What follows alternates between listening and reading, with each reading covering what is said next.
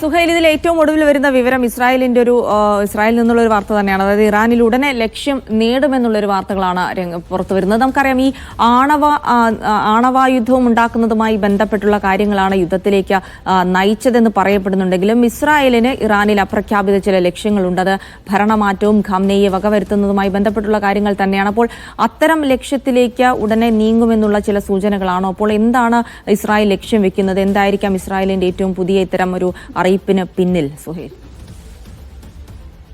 ദിവസങ്ങൾക്കുള്ളിൽ തന്നെ ലക്ഷ്യം നേടും എന്ന് ഇസ്രായേൽ പറയുമ്പോൾ അതിൻ്റെ ഒന്നാമത്തെ അർത്ഥം, ആദ്യം അവർ ചെയ്യാൻ ഉദ്ദേശിക്കുന്ന കാര്യം എന്ന് പറയുന്നത് രണ്ടിടങ്ങളുള്ള നത്താൻസിലും അതേപോലെ തന്നെ ഫർദയിലുമുള്ള ന്യൂക്ലിയർ നിലയങ്ങളെ തകർക്കുക എന്നുള്ളതാണ്.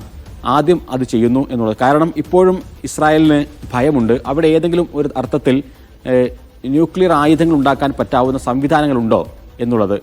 റിപ്പോർട്ടുകൾ മുമ്പ് തന്നെ പുറത്തു വന്നിരുന്നു.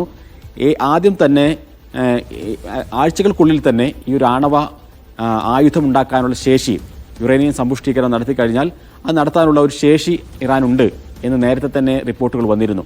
അപ്പോൾ ഈ രണ്ടിടങ്ങളുമുള്ള ആണവ നിലയങ്ങൾ സ്ഥിതി ചെയ്യുന്നത് മലകൾ തുരന്ന് ഒരു കിലോമീറ്ററോളം താഴെയാണ് എന്നാണ് നമുക്കറിയാൻ സാധിക്കുന്നത്. ഇവിടേക്ക് ആദ്യ ദിവസം തന്നെ ഇറാൻ ആക്രമണം നടത്തിയിരുന്നു. പക്ഷേ അതിൻ്റെ മുകൾ നിലയിൽ മാത്രമാണ് ആ ബോംബുകൾ വീണത്. അതുകൊണ്ട് അതിന് കാര്യമായ കേടുപാടുകൾ സംഭവിച്ചിട്ടില്ല. ആ ആണവ നിലയത്തെ പൂർണ്ണമായും തകർക്കാനുള്ള ബങ്കർ ബസ്റ്റർ ബോംബുകൾ അത് അമേരിക്കയുടെ കയ്യിൽ മാത്രമാണ് ഉള്ളത്. 30,000 പൗണ്ട് ബോംബ്. ആ ബോംബ് ഉടൻ തന്നെ അമേരിക്ക അനുവദിക്കുമെന്നും അത് ആ ആയുധപ്രയോഗം നടത്തും എന്നുമാണ് ഇസ്രായേൽ പറയുന്നതിൻ്റെ അർത്ഥം എന്ന് നമുക്കറിയാം.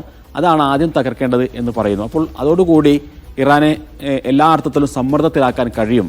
അതിനുശേഷം മാത്രം ഈ റിജൈം ചേഞ്ച് അടക്കമുള്ള ഭരണമാറ്റമടക്കമുള്ള കാര്യങ്ങളിലേക്ക് കടക്കുക എന്നുള്ളതായിരിക്കും ഇസ്രായേൽ കാണുന്നത്. അതിന് സ്വാഭാവികമായും ഈ 30,000 പൗണ്ട് ബോംബ് നൽകിയാൽ മാത്രം പോരാ, അതിൻ്റെ ഓപ്പറേഷൻ നടത്തണമെങ്കിലും അമേരിക്ക വേണം.